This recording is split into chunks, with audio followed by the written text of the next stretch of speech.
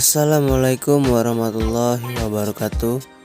Perkenalkan, nama saya Iksan Nicole Biabari, nomor urut MDR 104, mahasiswa aktif Universitas Islam Negeri Raden Fatah Palembang.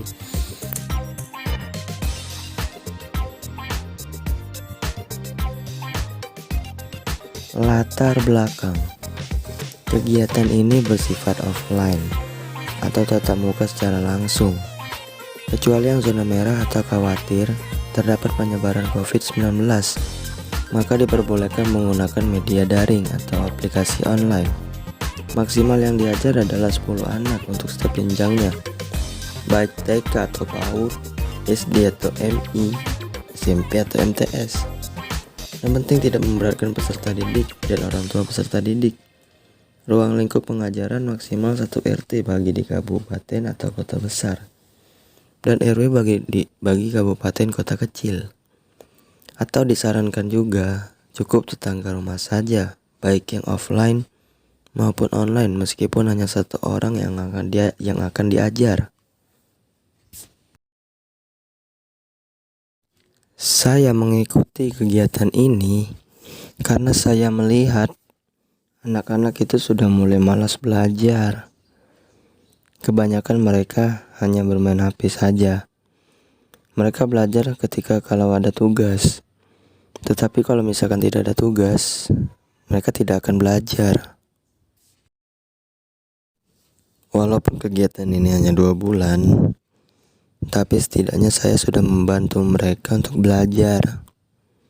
Ya, daripada mereka hanya bermain HP saja di tengah pandemi ini, lebih baik saya mengikuti program ini untuk membantunya atau membantu mereka.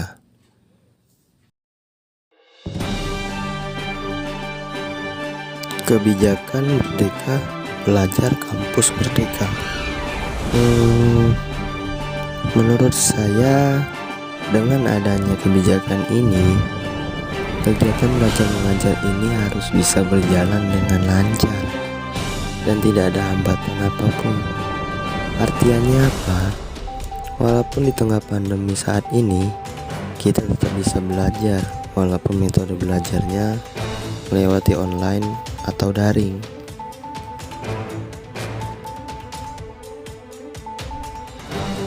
Sasaran siswa sudah saya jelaskan di latar belakang tadi. Sasaran siswa program ini yaitu TK atau PAUD, SD atau MI, dan SMP atau MTS. Karena siswa-siswa di jenjang tersebut mereka akan haus akan ilmu. Ya, mereka sangat membutuhkan ilmu. Maka kelak mereka akan paham akan pelajaran yang susah dan rumit. Materi yang diajarkan, yang pasti pelajaran-pelajaran di sekolah yang mereka belum pahami. Ya, pelajaran sekolah itu bisa meliputi bahasa Indonesia, bahasa Inggris, matematika, fisika, kimia, biologi, PPKN, PPKN, sejarah Indonesia, dan lain-lain. Karena ya, selama saya mengikuti program ini selama 2 bulan, ya itulah pelajaran yang selalu gurunya berikan tugas. Metode pengajaran: belajar santai, tapi ilmu yang dibagikan dapat dipahami oleh para peserta didik. Saya menggunakan metode ini ya supaya mereka nyaman untuk belajar. Karena kalau misalkan saya membuat mereka tegang, alhasil ilmu yang saya berikan tidak bakal masuk. Ya, tidak bakal masuk dalam otak mereka. Jadi saya menggunakan metodenya dengan santai.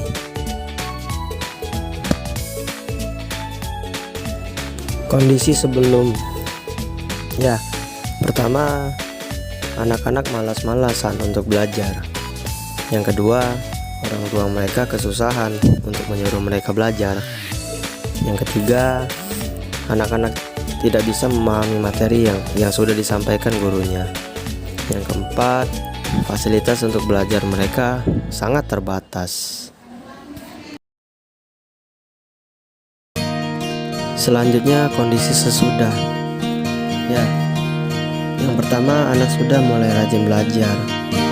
Yang kedua, orang tua sangat terbantu karena mereka sudah mau belajar. Yang ketiga, anak-anak sudah mulai memahami materi yang gurunya berikan. Dan yang terakhir atau yang keempat, fasilitas yang mereka belajar sudah terpenuhi. Maksudnya adalah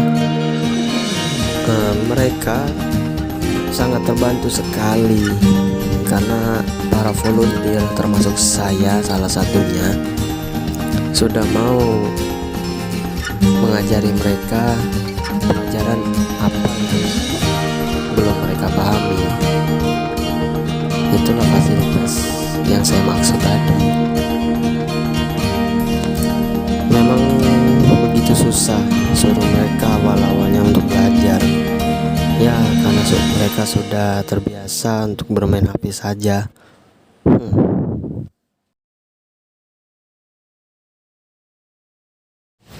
Selanjutnya, saya akan melihat dokumentasi hasil mengajar kemarin.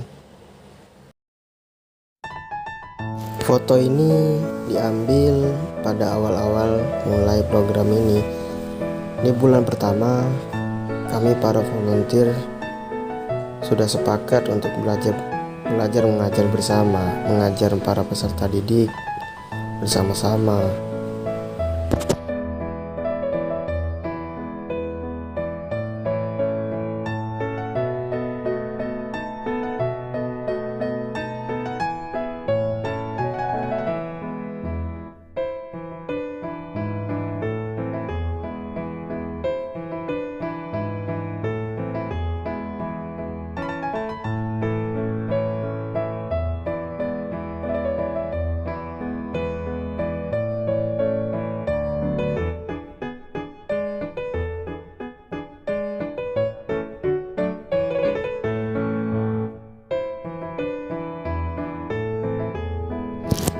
Selama 1 bulan penuh, kami para volunteer sangat berantusias sekali untuk belajar dan mengajari mereka materi-materi sekolah yang mereka belum pahami.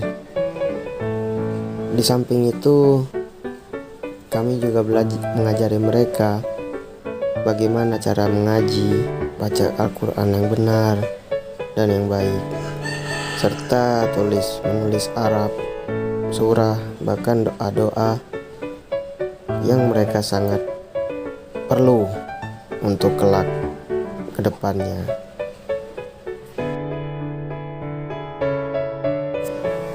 Minggu selanjutnya, saya belajar mengajar sendiri dan ditemani 4 peserta didik, dan mereka sangat antusias untuk belajar karena mereka sangat perlu bantuan untuk mengerjakan tugas, bahkan PR yang sudah diberikan gurunya ketika Zoom. Foto selanjutnya, di sini saya mengajari mereka kurang lebih sekitar ada 5 anak laki-laki yang meminta bantuan saya untuk belajar. Ya, mereka sangat kesusahan sekali untuk mengerjakan tugas yang sudah diberikan gurunya.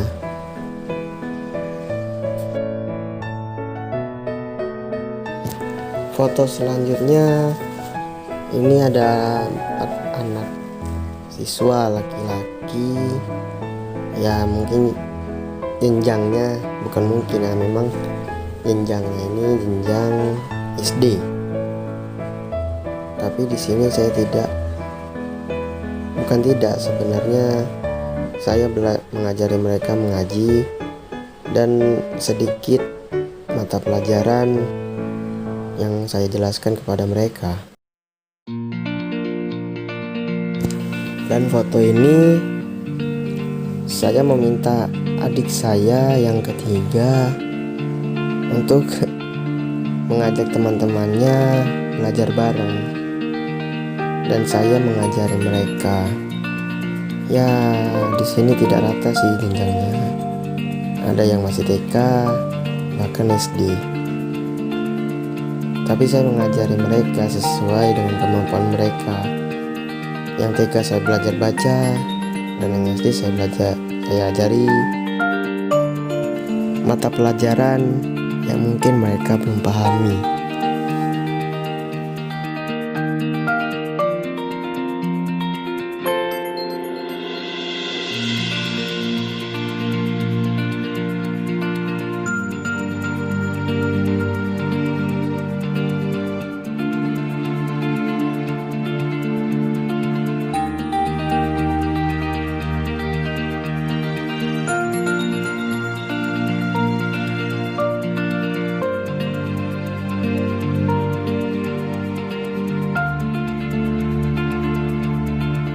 Dan mungkin ini adalah foto penutup, berhubung durasi juga, jadi saya akan mendokumentasi foto penutup ini. Ya, ini adalah adik kandung saya. Saya mengajari dia mata pelajaran kimia ya. Ya, adik saya ini memang sebenarnya sangat-sangat susah untuk belajar, karena setiap pandemi ini kerjaan dia hanya main HP saja. Itu pun saya paksa, bukan sebenarnya paksa, saya suruh dia belajar, dan awalnya saya bertanya kepada dia, ada tugas apa tidak? Dan dia menjawab ada. Nah, kebetulan sekali saya sedikit paham mengenai kimia. Jadi saya langsung mengajari tugas dia, dan dia senang. Ya, itu foto terakhir, dokumen foto, dokumen foto yang saya lampirkan dalam video ini. Sedikit cerita, jadi selama 2 bulan program ini, saya menyimpulkan bahwa para anak-anak atau peserta didik ini rata-rata belum memahami materi yang sudah gurunya berikan, karena mungkin mereka sudah terbiasa belajar dengan tatap muka, tidak dengan cara aplikasi Zoom atau Google Class Meeting atau yang lainnya. Jadi ketika gurunya memberikan penjelasan, mungkin kurang bisa memahami peserta didik ini. Dan alhasil dengan Zoom itu anak-anak bisa memanipulasi, bahkan menipu gurunya ya mungkin ya, karena sudah tahu pelajaran ini tidak bakal masuk, tidak bisa tidak paham. Jadi kalau menurut saya program ini sangat membantu sekali dalam mengajar untuk para peserta didik yang belum bisa memahami materi yang sudah gurunya berikan. Terima kasih sudah menonton video ini, dan terima kasih juga kepada Kemdikbud yang yang sudah membuat program mengajar dari rumah. Sekian dari saya. Assalamualaikum warahmatullahi wabarakatuh.